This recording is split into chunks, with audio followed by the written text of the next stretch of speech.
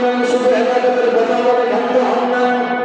আল্লাহ বলতেছেন ইন্না সালাতি ওয়া নুসুকি, ও উম্মত মুহাম্মদ শুনে নাও, তোমাদের হাবিব মুহাম্মদ রাসূলুল্লাহ আমার বন্ধুকে বলতেছি, আওয়াজ দিয়ে বলেন সাল্লাল্লাহু আলাইহি ওয়াসাল্লাম। আল্লাহ বলতেছেন আপনি বলবেন, কাকে বলবেন? আপনার উম্মতকে কি বলবেন? ইন্না সালাতি ওয়া নুসুকি, সব ধরনের নামাজ মানে আমার যত ধরনের ইবাদত হতে পারে, যে ইবাদতগুলো শুরু দিয়ে করতে হয়, ওয়া নুসুকি সব ধরনের কোরবানি মানে হলো যে ইবাদতগুলোর মধ্যে টাকা পয়সা খরচ করতে হয়। আল্লাহ বলতেছে এটা শুধু নবী আপনার জন্য না, আপনার সব জান এবং মালের ইবাদত লিল্লাহি রাব্বিল আলামিন, আমি আল্লাহর জন্য। একটু বোঝার চেষ্টা করেন, সূরাতুল আনআমের 162 নম্বর আয়াত।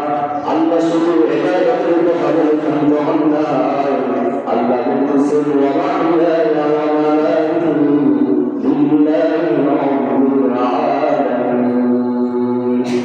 নবী বলেন শুধু আপনার ইবাদত শুধু আমি আল্লাহর জন্য নয়, আপনার জন্য থেকে জীবনের শেষ নিঃশ্বাস পর্যন্ত 65 বছর পুরা সেকেন্ড, পুরা মিনিট, পুরা ঘন্টা, 24 ঘন্টা, 60 মিনিট, 60 সেকেন্ড, প্রতিটা শ্বাস নিঃশ্বাস এমনকি ওয়া মা লিল্লাহি রাব্বিল আলামিন, এমনকি আজরাইল আপনার জান কবজ করতেছে, ওই মুহূর্তটা আপনার মনটা রব্বুল আলামিনের জন্য। প্রশ্ন হলো, নবীর জীবনটাকে আল্লাহ সুবহানাহু ওয়া তাআলার জন্য হওয়া সম্ভব? বুঝুন না, নবীর জীবন, নবী আল্লাহ ছাড়া অন্য কারোর জন্য কি ইবাদত করা সম্ভব? তো আল্লাহ নবীকে কথা বলতে পারছেন কেন? আপনার আমার মতো মানুষকে দেখা দেওয়ার জন্য। কারণ আপনার আমার রোজা আসার ইফতারি হতে আল্লাহ ভিতরে করে দেখুন, ঠিক না? এই জন্য শিক্ষা দিচ্ছে আল্লাহ, আরে তোমার ইবাদত না, তোমার পুরো জীবনটা আমি আল্লাহর জন্য। আল্লাহ আমি আপনার আমার কথা বলতেছি, আমার জীবন দূরের কথা, আমার নামাজটাই তো আমি আল্লাহর জন্য করতে পারি না, আমার রোজাটাই তো আমি আল্লাহর জন্য করতে পারি না, আমার সানিটা আমি আল্লাহর জন্য করতে পারি না, আমার ইফতারটা আমি আল্লাহর জন্য করতে পারি না। আমার বিবি যদি তরকারি আমার মন মতো না আনবে, আমি তাকে গালি দেওয়া শুরু করি, মানে হলো আমার সেহরিটা আমার আল্লাহর জন্য হয় না, দুনিয়ার জন্য হয়েছে, আমার পেটের জন্য হয়েছে। ইফতার যদি ঠিক মতো না পায়, মুখ দিয়ে ভাষা খারাপ হয়ে দোয়া বন্ধ হয়ে তার মানে হলো আমার ইফতারি টাকার জন্য না, আল্লাহর জন্য না, দুনিয়ার জন্য, আমার কাজের জন্য। নামাজ পড়তে আসলাম, সেখানে আমি গল্প গুজব শুরু করলাম, তার মানে আমার নামাজ টাকার জন্য না, আল্লাহর জন্য। অথচ আল্লাহ বলতেছে আরে তোমার নামাজ পড়বে পরে তোমার জীবনের শুরু থেকে শেষ পর্যন্ত পুরো সেকেন্ড, ঘন্টা, মিনিট সব আমি আল্লাহর জন্য হতে হবে। তার মানে কি বোঝা গেল? তার মানে বোঝা গেল ইবাদত শুধু নয়, যে ইবাদতের জন্য আপনি মসজিদে আসছেন সেটা তো আল্লাহর জন্য হতে হবে।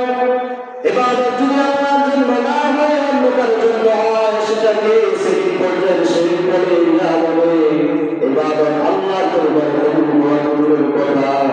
ওই ইবাদতের কারণে আপনাকে আল্লাহ শাস্তি দেবেন। দুনিয়া সূরাতুল মাআরিজ আল্লাহ বলতেছেন ফাওয়াইলুল মুসাল্লিন, আল্লাহ বলতেছেন আপনাদের জন্য আমি আল্লাহ ওয়াইল নামক জাহান্নাম একটা করে রেখেছি। জাহান্নাম কয়টা? 7টা। জাহান্নাম কয়টা? হ্যাঁ, জান্নাত কয়টা? 8টা। কোরআনে আছে আল্লাহ বলতেছে ফাওয়াইলুল লিল মুসাল্লিন, একটা গ্রুপ থাকবে যারা নামাজ পড়বে, এই নামাজ আমার কাছে কবুল হবে না, এই নামাজ তাকে জাহান্নামে নিয়ে যাবে। কারা হবে? আল্লাহ বলতেছে রব্বুল আলামিন বলেন ফাওয়াইলুল লিল মুসাল্লিন আল্লাযীনা হুম